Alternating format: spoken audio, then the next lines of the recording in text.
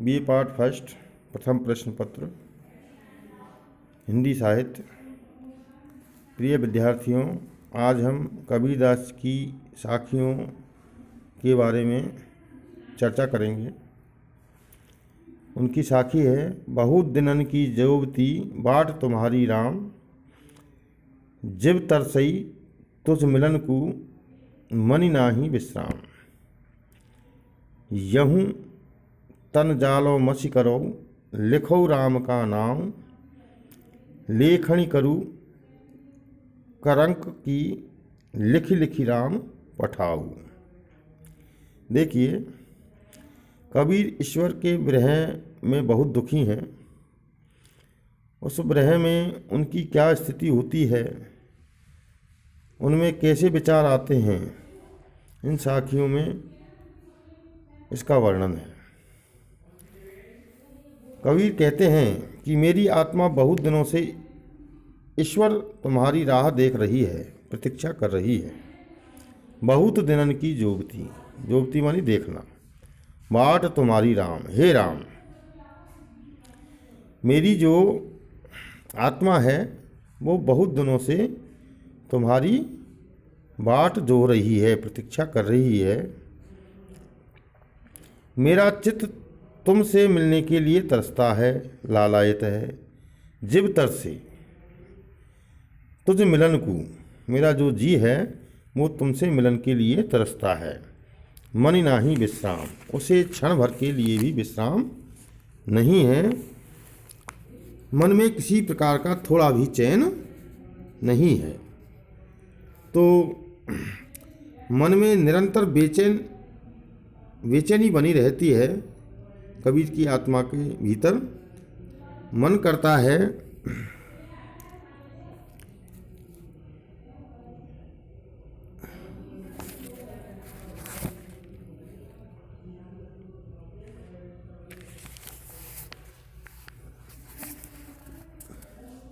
यह तन जारो मसी करूँ, लखऊ राम ना का नाऊं। यह तन जारो मसी करूँ, लिखो राम का नाम। कबीरदास जी कहते हैं कि मन करता है कि तुम्हारे विरह जनित ऐसे नहीं है कष्ट से छुटकारा पाने के लिए इस शरीर को ही जला डालूं।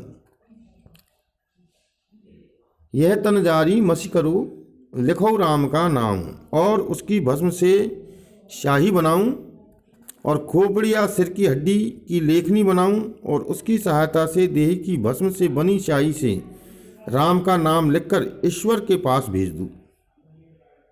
यह तन जारो मस करो, लिखो राम का नाम, लेखन करी करो करंक की, लिखी लिखी राम पठाऊ, भेज दूं।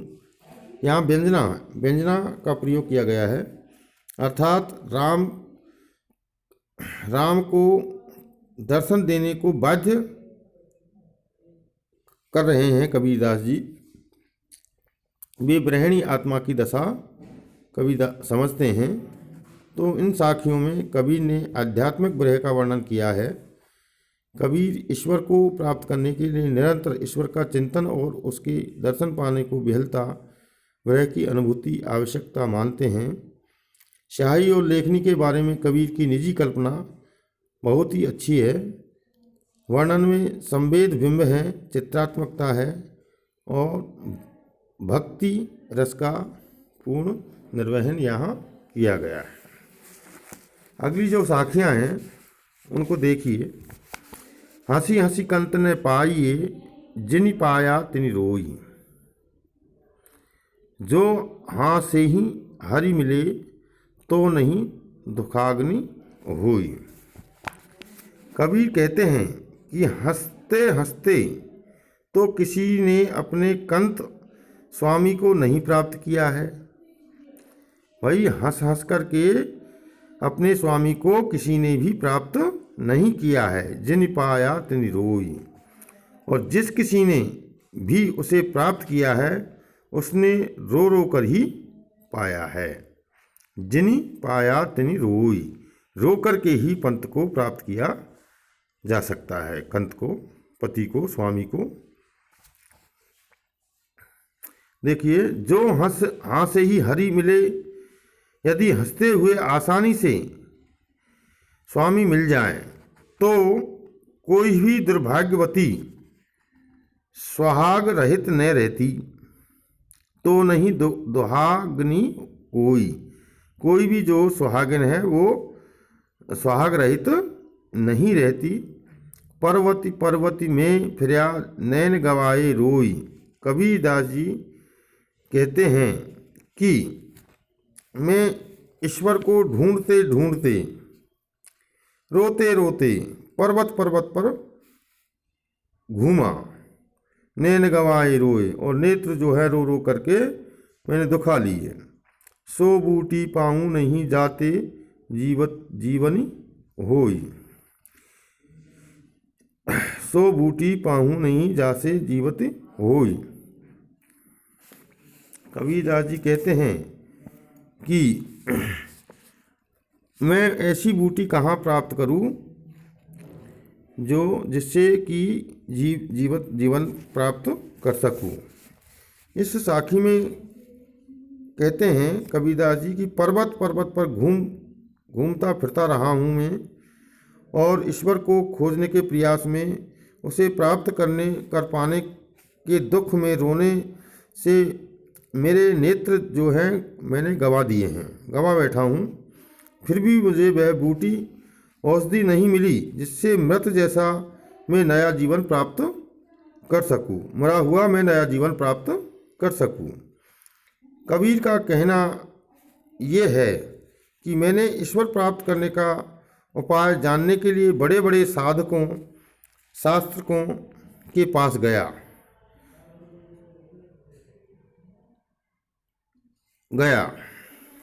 किंतु मुझे किसी से ईश्वर प्राप्त करने का उपाय प्राप्त नहीं हुआ।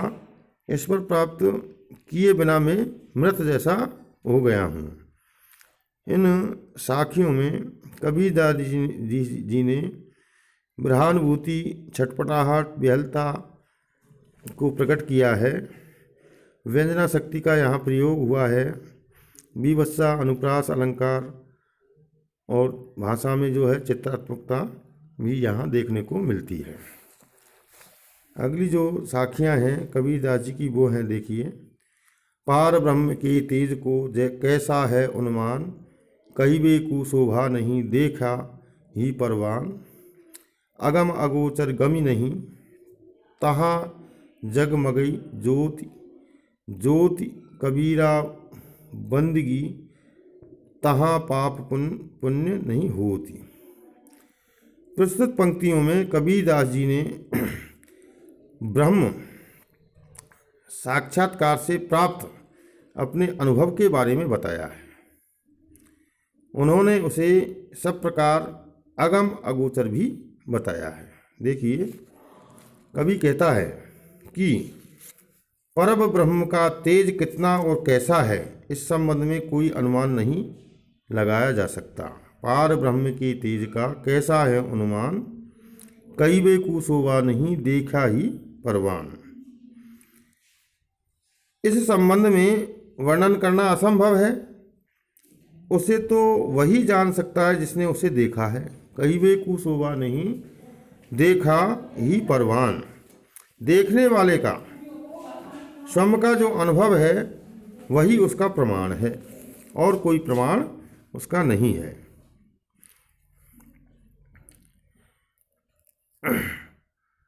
देखा ही परवान। अगम अगोचर गमी नहीं, तहाँ जगमगई ज्योति।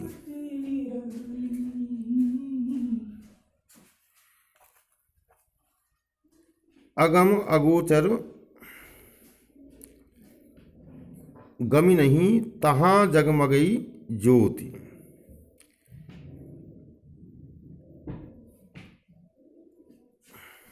इंद्रियों से उसे देखा समझा नहीं जा सकता, वह इंद्रियों की पहुँच से बहुत परे है। वह पाप पुण्य से परे है। मतलब यह है कि पाप पुण्य से परे हुआ साधक ही उसका साक्षात कर सकता है। कबीर कहते हैं कि मैंने ज्योति स्वरूप ब्रह्म को प्रणाम किया है।